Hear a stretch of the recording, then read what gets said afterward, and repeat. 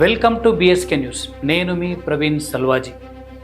దేశవ్యాప్తంగా లక్షలాది మంది విద్యార్థులు తల్లిదండ్రుల్లో ఆందోళనకు కారణమైన ప్రశ్నపత్రాల లీకేజీపై కేంద్ర ప్రభుత్వం అత్యంత కఠిన వైఖరి అవలంబిస్తోంది.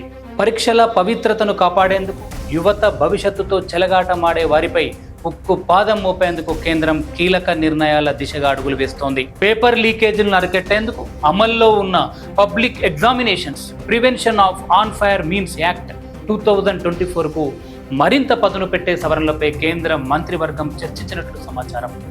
పూర్తి వివరాలు ఈ ప్రత్యేక కథనంలో మీకోసం.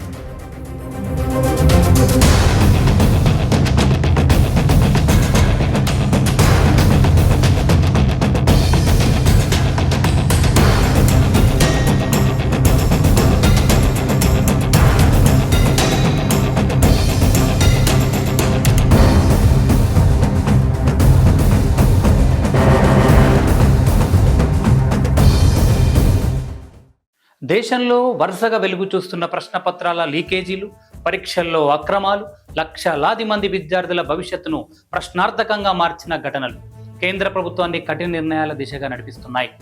పరీక్షలపై విద్యార్థులు, తల్లిదండ్రులు ఉంచిన విశ్వాసాన్ని కాపాడేందుకు వ్యవస్థీకృతంగా జరుగుతున్న పేపర్ లీక్ మాఫియాను పూర్తిగా అణిచివేసేందుకు కేంద్ర ప్రభుత్వం చట్టాన్ని మరింత బలోపేతం చేయాలని నిర్ణయించింది.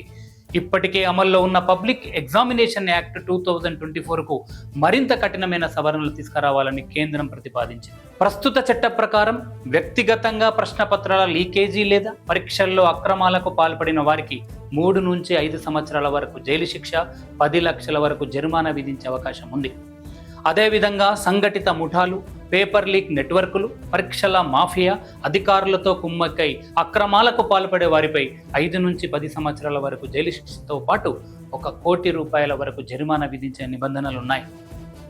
తాజాగా ప్రతిపాదించిన సవరణలతో ఈ శిక్షలను, జరిమానాలను మరింత కఠినం చేయాలని కేంద్ర ప్రభుత్వం యోచిస్తోంది. దళారులు, కోచింగ్ సెంటర్ల కుమ్ముక్కు, డిజిటల్ మార్గాల్లో జరిగే ప్రశ్నపత్రాల లీకేజీలు ఇలా ఎలాంటి రూపంలో నేరానికి పాల్పడినా కఠిన చర్యలు తప్పవని కేంద్రం స్పష్టం చేస్తోంది. అంతేకాదు, పేపర్ లీక్ కేసులు సంవత్సరాల తరబడి కోర్టుల్లో పెండింగ్లో ఉండకుండా ప్రత్యేక ఫాస్ట్ ట్రాక్ కోర్టుల ద్వారా వేగంగా విచారణ పూర్తి చేసి దోషులకు త్వరితగతిన శిక్షలు అమలు చేసే విధానాన్ని కూడా తీసుకురావాలని ప్రతిపాదిస్తోంది.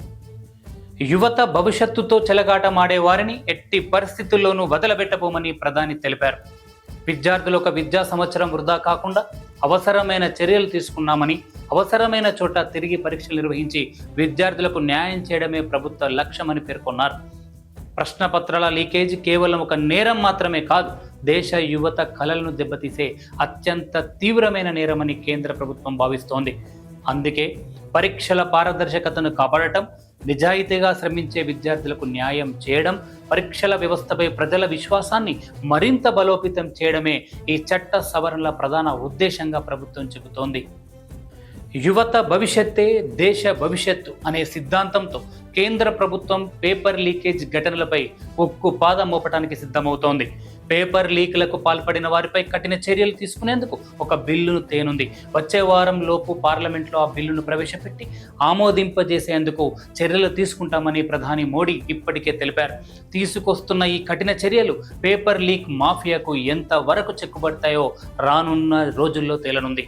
చూస్తూనే ఉండండి బిఎస్కే న్యూస్. మీ ప్రవీణ్ సల్వాజీ. Thank you.